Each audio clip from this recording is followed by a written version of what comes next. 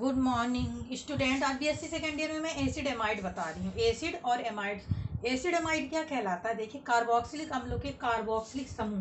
Carboxylic समूह जो होता है, तो कार्बोक्सिलिक अम्ल के कार्बोक्सिलिक समूह में जो OH भाग को NH2 द्वारा मतलब COOH है, तो COOH है, तो इसमें जो NH2 वाला भाग है, तो इसमें आके इसको हटा के और यहाँ पे लग जाता है, तो इसी को क्या कहते हैं अपन?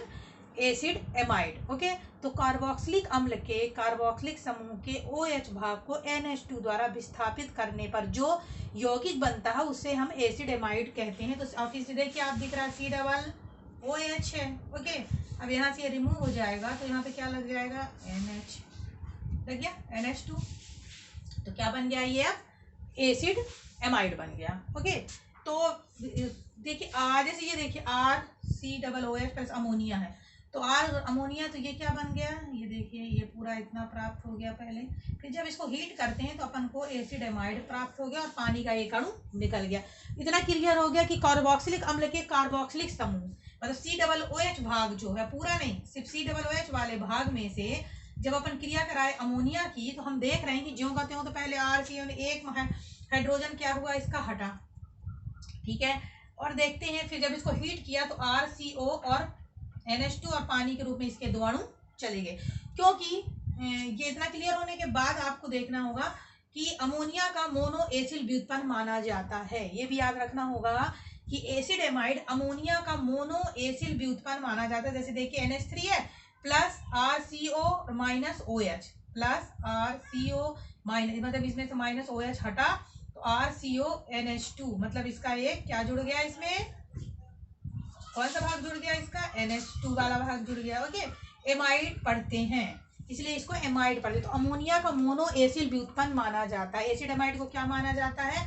कभी क्वेश्चन ऐसा पूछ सकता है कि मोनो एसिड व्युत्पन्न किसे माना जाता है, तो एसिड एमाइड को माना जाता है। ये क्लियर हो गया आपका? तो कि NH3 है प्लस RCO अपान OH है, तो माइनस OH हो गया, प्लस क्या इतना वाला भाग इसमें जुड़ गया और इसका एक हाइड्रोजन यहाँ हट गया और यहाँ पे RCONH2 हो गया। अभी देखते हैं जैसे CHCONH2 मतलब फार्मिक अम्ल। देखिए, माइड आखिरी में क्या? माइड पढ़ते हैं इसको, ठीक है। तो HCONH2 है तो फार्मिक अम्ल है, तो फार्माइड पढ़ेंगे और ऐसे पढ़ेंगे इसको मेथेनमाइड पढ़ेंगे। फार्मिक अम्ल में लगा हुआ है ना। इसी प्रकार एस्टिक अम्ल CH3CO NH2 लग गया। C जैसे SCHOCH होता है, तो यहाँ क्या लग गया? NH2। इसी प्रकार CH3CO NH2 हो गया। तो जब NH2 वाला भाग लग गया तो ये किस में बदल गया? एसिड अम्ल किस में बन गया? एसिड माइड बन गया। क्या बन गया?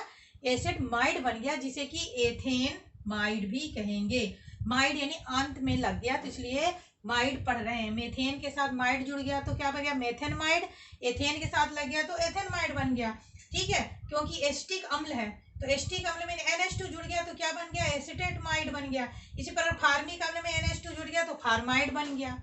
अभी देखते हैं, चक्रीय एमाइडों को लैक्टोम कहा भी कहते हैं। लैक्टोम, चक्रीय एमाइडों को लैक्टेम भी कहते हैं। तो कभी क्वेश्चन पूछता है लैक्टेम किसे कहते हैं? तो जो चक्रीय एमाइड, मतलब जब एमाइड साइक्लिक रूप में हो जाता है तो उसे क्या कहते हैं? लैक्टेम या 2-एजा साइक्लोहेक्सेनोन भी कहा जाता है। कभी क्वेश्चन पूछता है कि 2-एजा साइक्लोहेक्सेनोन किसे कहते हैं?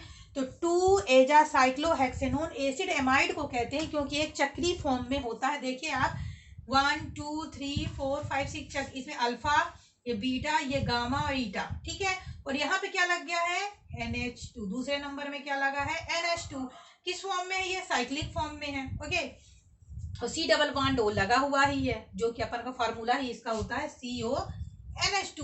ओके, तो ये पूरा यहाँ पे इनपुट हो गया बेंजीन रिंग में, तो ये चक्रीय एमाइड हो गया। तो कभी क्वेश्चन पूछता है कि 2-एजा साइक्लोहेक्सेनोन किसे कहते हैं? तो 2-एजा साइक्लोहेक्सेनोन कहते हैं चक्रीय एमाइड या साइक्लिक एमाइड को। इसे लैक्टेम भी कहा जाता है। देखिए, जैसे बेंजीन रिंग, जैसे मैं आपको बना के बता रही हूँ, ये बेंजीन रिंग है। अब यहाँ पे क्या लग गया? NH लग गया और एक हाइड्रोजन ऑलरेडी है ही, CO हो गया। देन जहां से कोई फंक्शनल ग्रुप जुड़ता है वहां से काउंटिंग करते हैं, 1 2 3 4 5, देन 6 हो गया। ये अल्फा हो गया। आपको पता ही चूंकि अल्फा जो होता है सबसे नियरेस्ट वाले कार्बन के साथ हाइड्रोजन जुड़ा होता है, अल्फा, फिर बीटा, फिर गामा, फिर ईटा हो गया।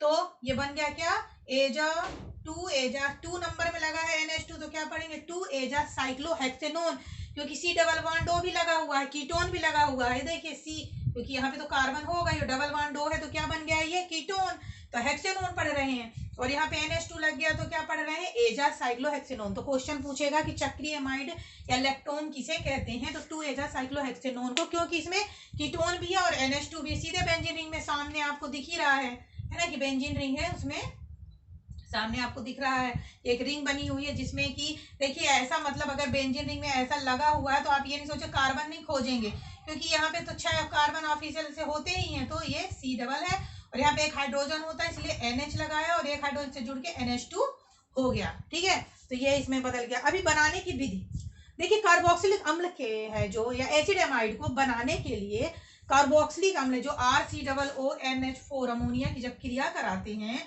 तो पानी का अणु निकल जाता है और क्या मिलता है अपन को, देखिए R, देखिए ऑक्सीजन के एक अणु निकल गया, ओके ठीक है, और 2 इसके हाइड्रोजन निकल गया तो पानी के रूप में निकल ही गया। देखिए बैलेंस करना, क्योंकि फार्मूला को बैलेंस करना भी जरूरी है।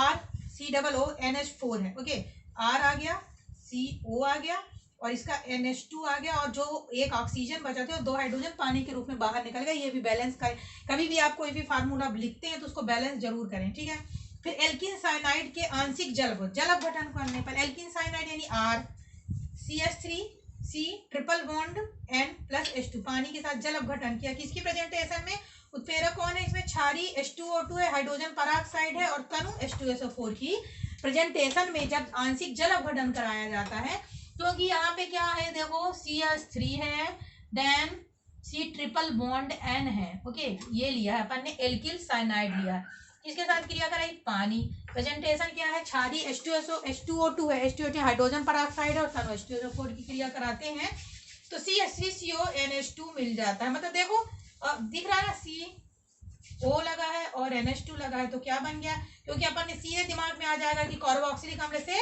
क्या निकल गया, एक OH समूह निकल गया, जो अभी पहले बता चुकी, कार्बोक्सिलिक अम्ल से OH क्या हो जाता है, विस्थापित हो जाता है और वहां पे NH2 जुड़ जाता है। ये क्लियर हो गया इतना। अभी देखो ये उभयधर्मी लक्षण होते हैं, इनमें क्या पाया जाता है, उभयधर्मी कैरेक्टर, क्योंकि लवण के साथ क्रिया करते हैं। तो उभयधर्मी क्या है, ऐसे एसिडामाइड के अणु को एक एस्टिक समूह तथा एक NH2 समूह पाया जाता है। देखो कि उभयधर्मी का मतलब ही क्या होता है कि अम्ल, क्षार और लवण के जैसा गुण पाया जाना, दोनों प्रकार का। तो एसिडामाइड के एक अणु में एक तरफ क्या होता है, एस्टिक समूह होता है, यानी कि देखो अगर अपन ये लिखते हैं CH3CONH2 तो आप देखेंगे अगर इसको डिवाइड करेंगे तो इतना भाग कौन सा बन जाएगा, इसका एस्टिक समूह, और इतना भाग कौन सा बन जाएगा, इसका एमाइड वाला, है ना, या मीन वाला बन जाएगा। तो चला वही मीन्स क्या होता है, इधर से उधर विस्थापित होना, इधर से इधर, और क्या अनुत्क्रमणी क्रिया होती रहती है। ओके, तो अभी देखते हैं CH3 bond C double bond NH2 तो कौन सा ग्रुप बन गया, कीटोनिक। अब इसी प्रकार इसमें CH3 है, bond C double bond NH और एक हाइड्रोजन इधर आ गया OH, तो इनोलिक हो गया।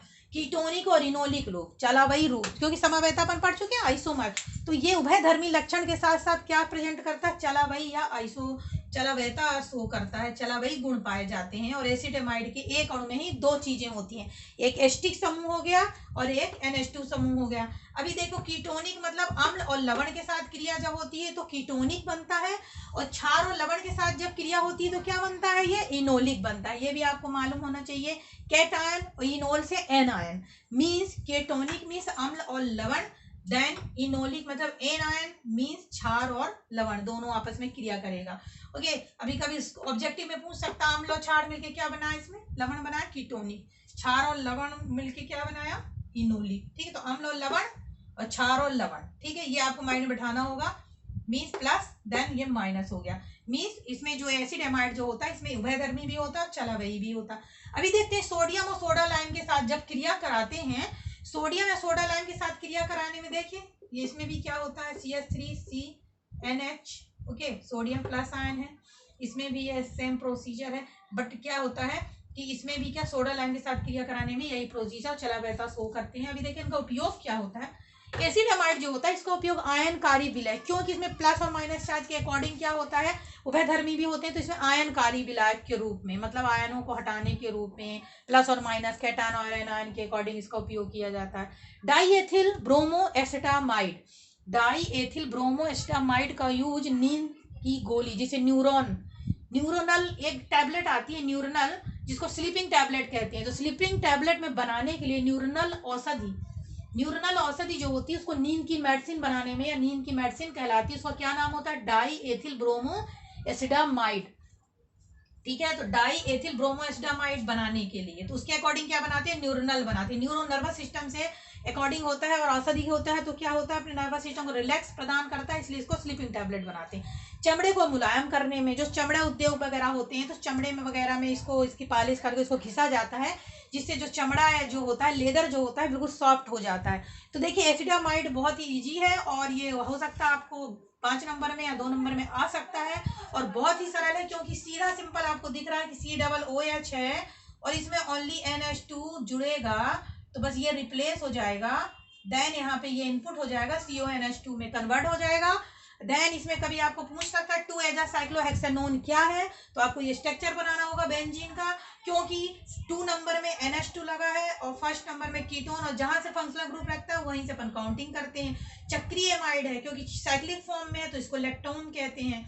ठीक है, और बनाने की विधि आप कर लेंगे। इसके बाद मोनोएसिलिस के व्युत्पन्न क्यों माना जाता है, अमोनिया का मोनोएसिलिस व्युत्पन्न है, क्योंकि अमोनिया में प्लस RCO और माइनस OH हो रहा है, तो ये एमाइड से पढ़ते हैं। ठीक है, ये हो गया, थैंक यू।